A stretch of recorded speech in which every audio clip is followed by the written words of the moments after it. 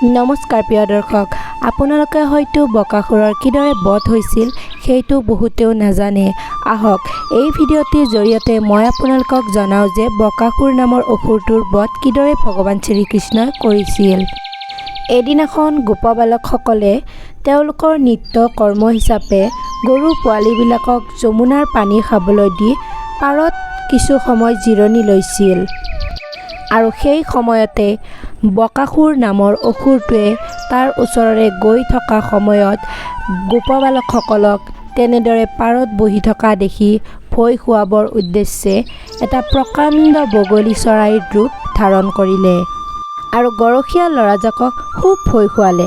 আৰু গোপবালকসকলৰ লগত থকা শ্ৰীকৃষ্ণকো সেই মহাদৈত্যটোৱে তাৰ দীঘল দীঘল ঠোঁট দুটাৰে কৃষ্ণক আক্ৰমণ কৰি গিলি পেলালে।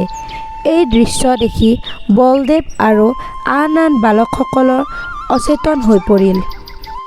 আৰু বকাসুৰ নামৰ অসুৰটোৱে কৃষ্ণক গিলি থকাৰ সময়ত সি তাৰ ডিঙিত এক ভীষণ যন্ত্ৰণাৰ অনুভৱ কৰিলে। কৃষ্ণৰ দেহৰ পৰা নিৰ্গত এবিধ ৰশ্মিৰ দ্বাৰা তাৰ ডিঙি সম্পূৰ্ণৰূপে পুৰি যাব ধৰিলে। আৰু সেই ভীষণ যন্ত্ৰণা সহ্য কৰিব নোৱাৰি অসুৰটোৱে ততাতৈয়াকৈ কৃষ্ণক তাৰ মুখৰ পৰা পেলাই দি জোঙা ঠোঁট দুটাৰে তেওঁক খুচি খুচি মাৰিবলৈ চেষ্টা কৰিলে। কিন্তু বকাসুৰে জনা নাছিল যে নন্দ মহাৰাজৰ পুত্ৰৰূপে লীলা বিলাস কৰি থকা সেই শিশুটি হৈছে ব্ৰহ্মাণ্ডৰ সৃষ্টিকৰ্তা পৰমেশ্বৰ ভগৱান শ্ৰীকৃষ্ণ। যি কি নহওক, আমাৰ সকলোৰে পৰম আনন্দদাতা ভগৱান শ্ৰীকৃষ্ণই সেই অতিকায় বগলীটোৰ ঠোঁটত ধৰি লগৰীয়া বন্ধুহঁতৰ সন্মুখত এখিলা কাগজ দুফাল কৰা দি অসুৰটোৰ মুখখনো ফালি পেলালে।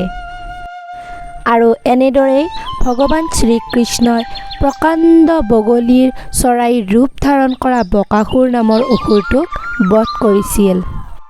ধন্যবাদ। আপোনালোকে যদি শ্ৰীকৃষ্ণৰ দ্বাৰা বকাসুৰ বধ কাহিনীটি শুনি ভাল পালে তেনেহ'লে মোৰ এই চেনেলটি ছাবস্ক্ৰাইব কৰি ৰাখিব, যাতে আপোনালোকে আগলৈও এনেকুৱা ধৰণৰ ভিডিঅ'বোৰ চাই থাকিব পাৰে।